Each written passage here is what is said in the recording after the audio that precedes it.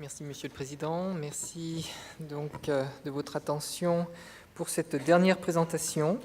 Donc il m'a été demandé effectivement de présenter le mésusage, le détournement des traitements de substitution aux opiacés en France et faire un état des lieux finalement en 2013. Alors, tout d'abord, concernant mes conflits d'intérêts, je suis invité par le laboratoire REKIT. J'ai participé à des colloques avec le laboratoire REKIT, mais aussi avec le laboratoire Bouchara-Recordati.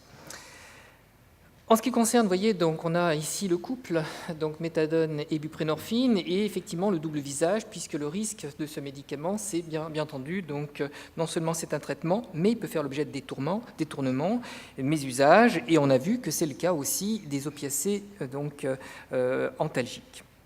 Alors, les chiffres clés, vous allez retrouver un certain nombre de choses qu'un certain nombre d'entre vous connaissent déjà. Vous voyez, donc, on a actuellement 170 000 personnes qui sont traitées par des médicaments de substitution aux opiacés, avec en ville 150 000 personnes, donc ça pas 20 000, et puis, bien entendu, donc une prédominance de la buprenorphine, puisque le rapport est de 2 tiers, 1 tiers.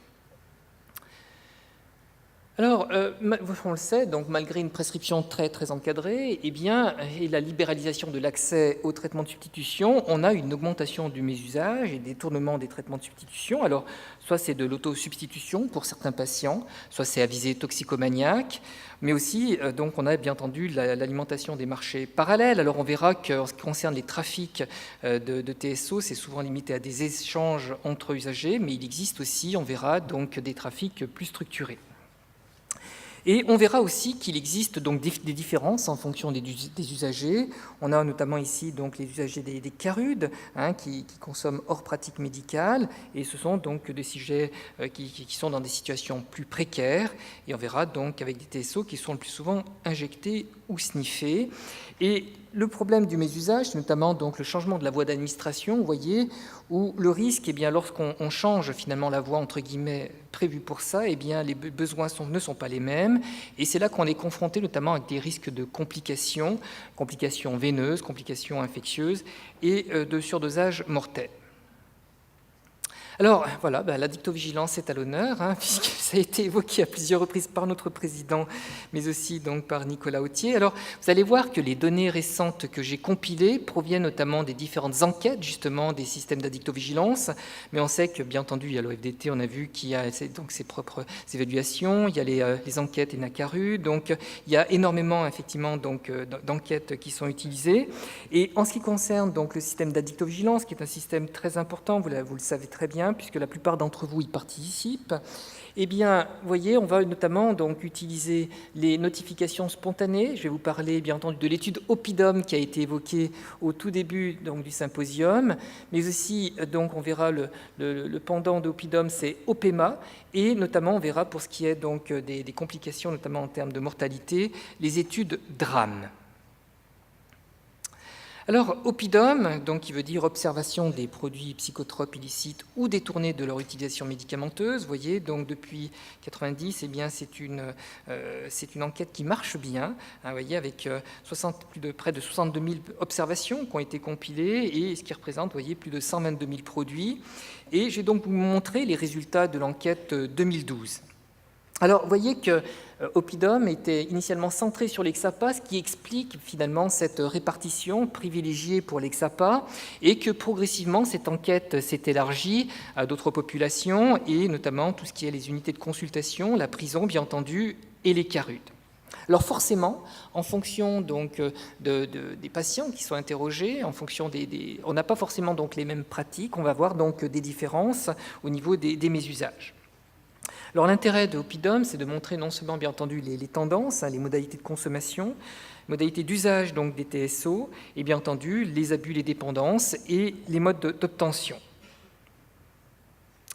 Alors, quelles sont les modalités de consommation des TSO ? Eh bien, tout d'abord, donc la voie intraveineuse. Eh bien, vous voyez, donc on retrouve ici les substances psychoactives illicites et les psychotropes. Et ce que l'on voit ici, vous voyez, par rapport aux fiches qui ont été donc recueillies sur 260 médicaments injectés, on va retrouver donc dans la population que je vous ai indiquée, plus de la moitié, c'est de la buprenorphine. La méthadone est clairement donc en arrière.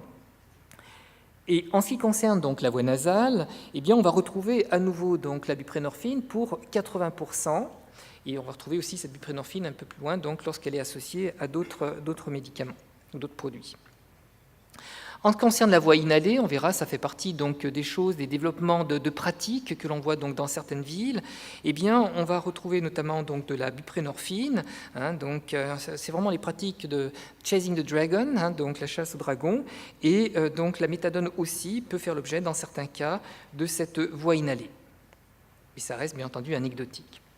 Alors, l'usage des TSO, on voit ici l'évolution en fonction des années, 2010, 2011, 2012, les patients qui sont sous protocole de substitution, qui sont suivis, et on voit donc bien entendu la prédominance de la buprenorphine,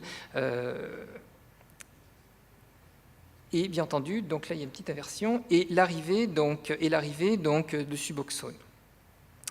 Et on voit ici notamment donc, progressivement le paysage des TSO qui est en train de se modifier avec une augmentation, bien entendu, des génériques progressivement.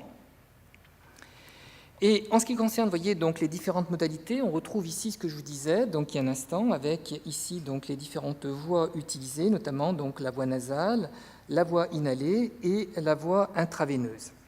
L'obtention illégale, vous voyez, donc c'est assez stable. Et on retrouve bien entendu les consommations associées, notamment les benzodiazépines. Et je rappelle bien entendu le problème donc, des consommations associées, non seulement des benzodiazépines, mais de l'alcool. Et le risque, donc, malgré, on va dire, le profil très avantageux en termes de sécurité, le risque de mortalité associé à ces consommations associées. Alors, qu'en est-il, vous voyez, lorsqu'on fait la différence entre Subutex et les génériques? Eh bien, vous voyez, finalement, on retrouve des choses qui progressivement donc, évoluent. Donc, on a dit avec l'arrivée donc, des génériques, mais on voit aussi que Suboxone, qui est arrivé donc, récemment, peut faire l'objet aussi de mésusages, notamment donc, par voie nasale ou encore donc, par voie injectée. Qu'en est-il de la méthadone? Bien entendu, donc là aussi, une évolution donc, du profil de prescription avec la gélule qui s'installe de plus en plus. On a parfois des choses d'ailleurs étonnantes, puisque dans le nord de la France, on a même parfois des primo-prescriptions de méthadone gélule. Donc on a effectivement, vous voyez, donc 2 tiers, 1 tiers. Et on voit donc, bien entendu, la possibilité de voies, vous voyez, donc détournées, donc la voie inhalée et la voie intraveineuse, c'est possible dans certains cas.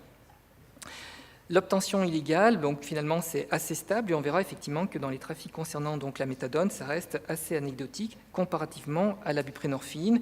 Et on retrouve, comme pour la buprenorphine, vous voyez, donc des benzodiazépines et apparentés qui sont associés aux consommations. Alors, qu'en est-il justement? Est-ce qu'il y a une différence finalement avec l'évolution progressive du paysage de la méthadone? Eh bien, on voit finalement donc la gélule, eh bien, peut elle aussi donc faire l'objet donc de consommation parfois problématique et de consommation donc associée. Et on voit ici que même les gélules peuvent faire l'objet, vous voyez, donc d'une utilisation par voie inhalée ou intraveineuse.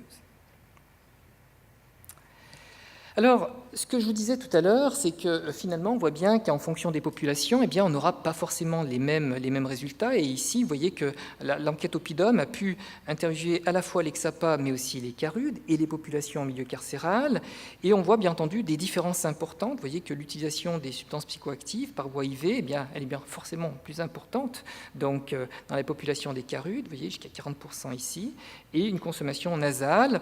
Et on va retrouver bien entendu d'autres consommations problématiques comme la consommation d'alcool chez ces personnes. Et évidemment, donc, le nombre de patients qui sont sous traitement de substitution sous protocole est plus faible dans les populations donc, des CARUD, et l'obtention illégale est plus importante. Alors, ce qui pose problème, et c'est ce qui a été évoqué par Nicolas Autier, bien entendu, c'est la caractéristique des populations du milieu carcéral, où on voit qu'il y a encore des progrès à faire, manifestement, puisque finalement, ils sont quand même très en retrait par rapport aux populations des XAPA. Alors, ce que je vous disais il y a un instant, c'est qu'il existe, vous voyez, des spécificités finalement en fonction donc des études utilisées. Là, je vous en ai cité donc un certain nombre dans cette diapositive, et vous voyez que les injecteurs de TSO, eh bien, seront donc différents, ils seront plus ou moins nombreux en fonction des populations qui seront donc interrogées. On voit que la population donc interviewée par l'enquête Oppidum, donc celle à prédominance d'Exapa, eh bien, faire forcément donc est très en retrait par rapport donc à d'autres enquêtes comme celle des Carudes. Et on retrouve là du coup non seulement les modalités de consommation sont donc différentes en fonction des populations, mais aussi donc les produits qui seront utilisés vont présenter là aussi des spécificités. On va retrouver, vous voyez, donc quelque part c'est un peu rassurant, je dirais. Donc la méthadone et la buprenorphine donc dans le Xapa, et puis par contre, vous voyez, donc la buprenorphine est plus présente finalement donc dans les Carudes que la méthadone, mais encore une fois, vous voyez donc une particularité donc du milieu carcéral qui véritablement donc est très en retrait. Alors, qu'en est-il de l'obtention illégale? Alors, vous voyez, donc, en termes d'obtention illégale, donc, que ce soit, vous voyez, donc, du deal, donc, où c'est donné, c'est des prescripteurs multiples, on va y revenir dans un instant, des falsifications d'ordonnances, des ordonnances volées, l'obtention par Internet, eh bien, à travers l'étude Oppidum, finalement, on s'aperçoit que eh bien, les traitements de substitution opiacés ne sont pas dans le top 10. Alors, bien entendu, vous le savez, vous l'avez compris, hein, il existe bien un biais de recrutement au niveau des observations, et donc forcément, donc, le système il n'est pas parfait, il ne permet pas non plus donc, d'avoir une exhaustivité sur les phénomènes qui se passent réellement. Alors, non seulement on a Oppidum, mais on a aussi Opema, puisque Oppidum s'adresse aux populations de manière majoritaire au niveau des XAPA, mais on a bien entendu Opema, vous voyez, c'est l'observation des pharmacodépendances en médecine ambulatoire. Alors pourquoi c'est important? Alors ça, sont des enquêtes plus récentes qui s'adressent aux médecins généralistes, et ça paraissait logique, puisque finalement ce sont quand même les gros prescripteurs de traitement de substitution opiacés, ils sont en première ligne. Il était donc important de connaître justement d'améliorer la connaissance des sujets abuseurs, pharmacodépendants et traitement de substitution opiacés. Et ce qui est intéressant de voir, c'est que, vous voyez, finalement, on a une participation de plus en plus importante des médecins généralistes à ces enquêtes, et donc une inclusion de plus en plus importante aussi de sujets. Vous voyez que le territoire national mérite encore d'être un peu plus couvert de bleu, ce qui serait donc pas mal pour les prochaines années. Et là aussi, du coup, on va voir finalement, avec une population différente, eh bien, des modalités de consommation différentes. On va retrouver donc pour la voie intraveineuse la buprenorphine. La voie nasale, vous voyez, donc 8%, mais on va retrouver aussi donc un peu de méthadone, et puis la voie inhalée que je vous ai décrite déjà tout à l'heure. Ça va passer, et on retrouve, vous voyez, donc un rapport beaucoup plus proche entre 55% pour la buprenorphine et 44% pour la méthadone. On voit donc finalement que la consommation des deux MSO eh bien, finalement, se rapproche dans une population plus de ville par rapport à la population en XAPA. Et on retrouve finalement ce qui a déjà été dit dans différentes présentations concernant les posologies moyennes, vous voyez, donc de buprenorphine ou de méthadone.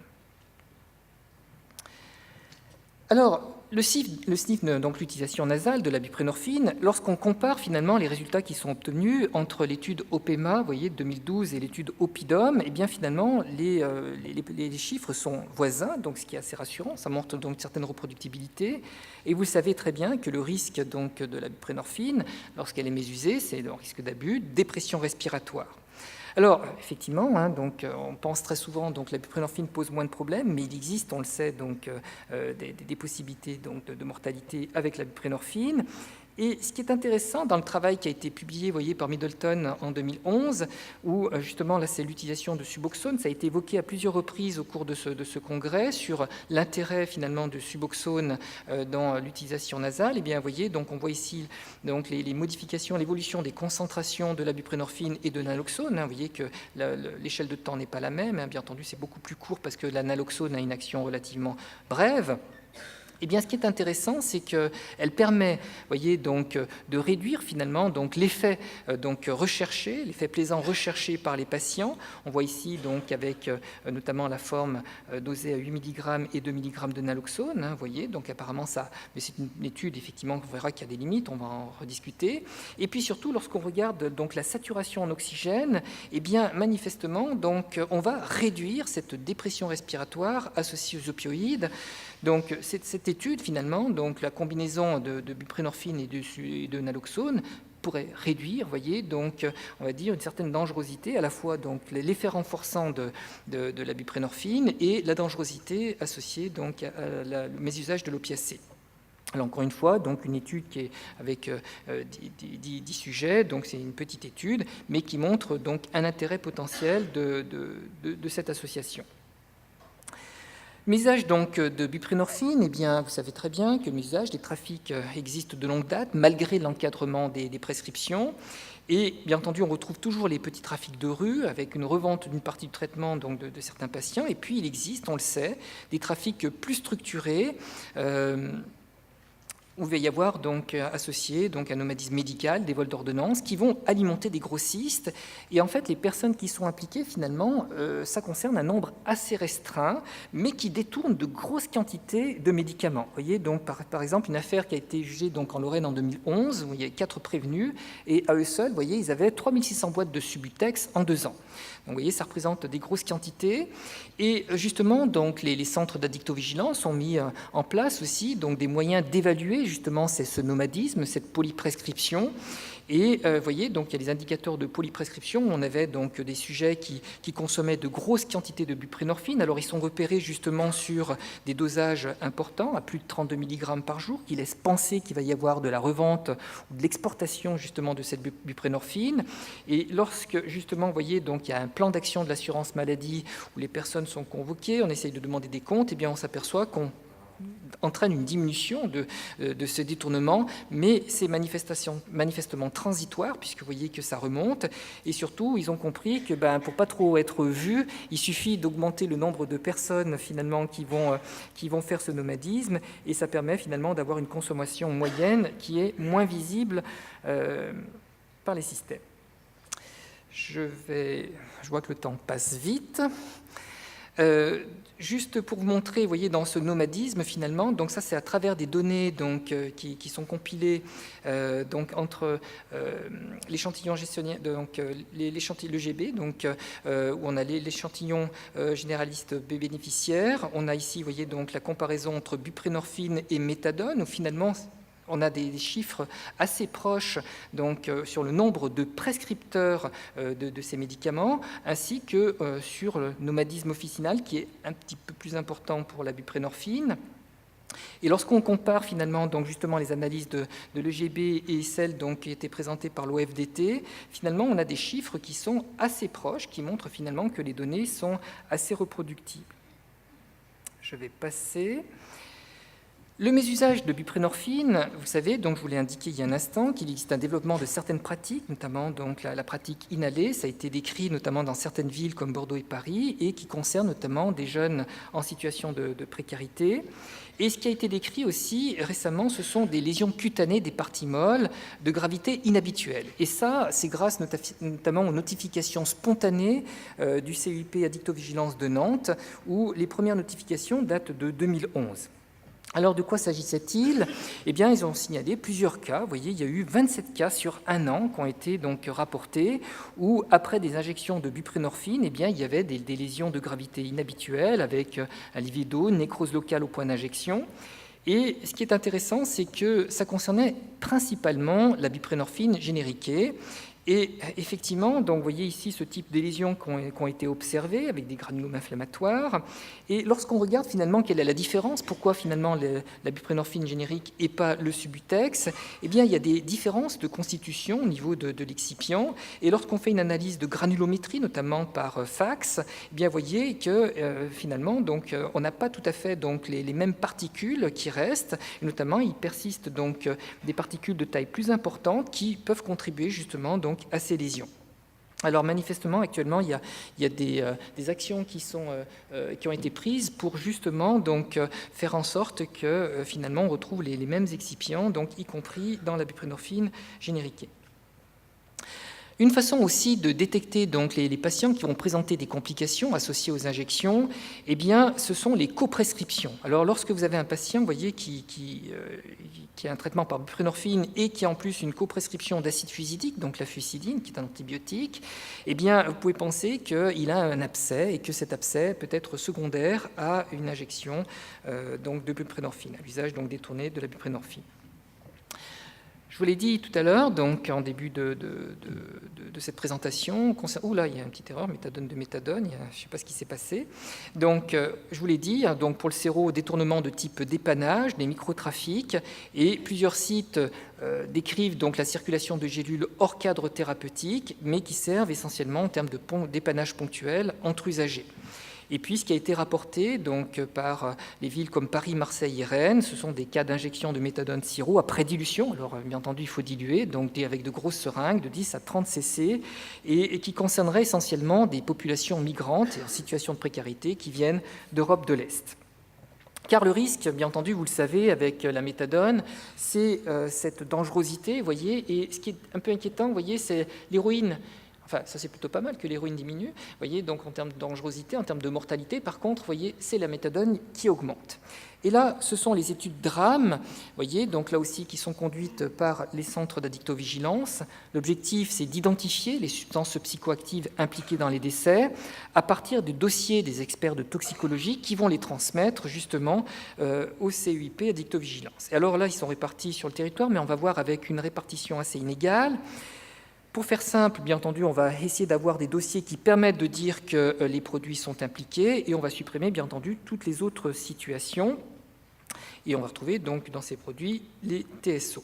Alors, on va définir comme ça une imputabilité en fonction de la concentration qui peut être mortelle, oui, mortelle, toxique suprathérapeutique, thérapeutique, infrathérapeutique, et selon l'existence ou pas d'autres substances associées.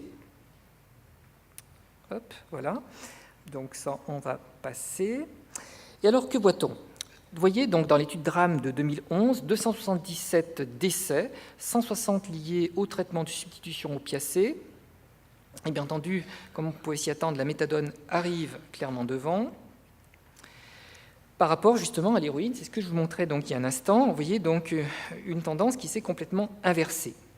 Et donc voici les concentrations qui ont été observées, vous voyez, donc on a parfois des concentrations très très importantes, mais on a aussi parfois des concentrations moins importantes, ce qui laisse penser que chez certaines personnes, eh bien, vous voyez, donc il peut y avoir une dangerosité, surtout quand c'est associé à d'autres produits. Vous voyez, donc une évolution inquiétante, cette augmentation, vous voyez, donc de 2009, 2010, 2011 des morts sous méthadone, alors que pour la buprenorphine, c'est relativement stable. Alors, bien entendu, c'est une étude qui est imparfaite. Lorsqu'on regarde, vous voyez, donc, tous les cas qui sont rapportés donc, de l'étude DRAM, et on regarde maintenant la répartition des traitements de substitution aux opiacés, là aussi avec une inégalité en fonction des territoires français, ou encore ici par la méthadone, on voit qu'on n'a pas une parfaite superposition entre les cartes. Donc, ça veut dire que là aussi, ça nécessite encore d'améliorer, bien entendu, le recueil des données. Et vous voyez, donc avec finalement donc une méthadone qui va crescendo, il va falloir donc être vigilant. Et vous voyez, donc des solutions pour éviter justement donc qu'on puisse avoir donc une évolution de ces décès, c'est une supervision, bien entendu, plus importante. Ça a été dit, ça a été redit, y compris si on envisage à un moment donné de passer donc la méthadone en primo-prescription en ville. Alors, quelle solution ? Ça va être fini. Donc, quelle solution ? Vous voyez, donc, globalement, donc, 2 TSO oraux, 2 MSO oraux, et puis l'objectif, on l'a compris à travers les différentes présentations qui ont été faites tout au long du congrès, mais principalement donc aujourd'hui, ça a bien été évoqué, ainsi qu'hier, avoir plus finalement de médicaments de substitution, d'autres voies d'administration, une accessibilité, un accès donc au traitement plus important. Alors, sur le plan pharmacologique, améliorer la pharmacodynamique, améliorer la pharmacocinétique, utiliser des antagonistes, on le voit. Il y a l'étude Métaville qui a été évoquée, Suboxone, avec les résultats de l'étude de RIM qui vous ont été présentés, mais qui ne représentent pas non plus, la parade absolue, puisqu'il y a un papier récemment qui a été publié par les Finlandais qui montre que, Margarita Hakkinen, qui montre qu'il existe aussi un risque de mortalité lorsqu'on abuse de ce médicament. Et puis, on a vu, donc, dans une gradation de la prise en charge, et pour permettre justement donc l'accès aux soins, proposer de nouvelles modalités de prise en charge, ça a été évoqué, les salles d'injection supervisées, et puis, bien entendu, les autres opiacés, les autres voies d'administration. Et finalement, c'est améliorer la palette thérapeutique, mais comme toujours, bien entendu, avec un risque que certains outils pharmacologiques puissent être à nouveau donc détournés. Au-delà de la pharmacologie, parce que tout ne se résout pas par la pharmacologie, nous sommes bien d'accord, c'est avant tout d'abord mieux comprendre le phénomène de mésusage pour mieux le prendre en charge, et la pharmacologie n'est qu'une réponse. Donc ça ne permettra pas de répondre à tout, mais si ça permet déjà de réduire les risques, c'est déjà pas si mal. Vous l'avez compris, donc je ne vais pas refaire le résumé de l'ensemble des résultats. Vous l'avez compris, c'est le rôle majeur des structures qui sont sur le terrain, qui permettent de recueillir toutes ces données, qui nous permettent de voir finalement l'évolution donc du panorama des traitements de substitution, les nouvelles modalités de consommation, donc de nombreux outils, mais qui ne sont pas parfaits, vous l'avez compris. Et ce qui est très important, c'est véritablement la nécessité d'interaction des différents acteurs, où il existe très clairement une complémentarité des approches, des partenaires, l'objectif étant de mieux comprendre nos patients pour mieux les prendre en charge. C'est donc un véritable travail multidisciplinaire qui va au-delà, et ça a été évoqué à travers la présentation de Richard Dard, justement, et on reverra demain avec la session sur les traitements donc antalgiques, où finalement, les phénomènes qu'on décrit avec les traitements de substitution opiacés, on est en train de les voir, et ça on le voit très bien aux États-Unis avec les médicaments antalgiques, et finalement, c'est presque un peu le même combat, et donc opiacés illicites versus opiacés médicamenteux, les opiacés TSO versus les opiacés non TSO, ce qui compte véritablement, c'est cette image très large, finalement, dans la compréhension des problèmes, où finalement, il faut faire tomber les clivages, il y a des vases communicants entre les deux. Je remercie donc l'organisation de THS, l'association des CEIP qui m'ont communiqué, bien entendu, tous ces résultats, tous les professionnels de santé qui ont été impliqués dans les différentes enquêtes, et bien entendu, départements stupéfiants, psychotropes, l'ANSM, les autres, bien entendu, agences, et bien entendu, à vous pour votre attention. Je vous remercie.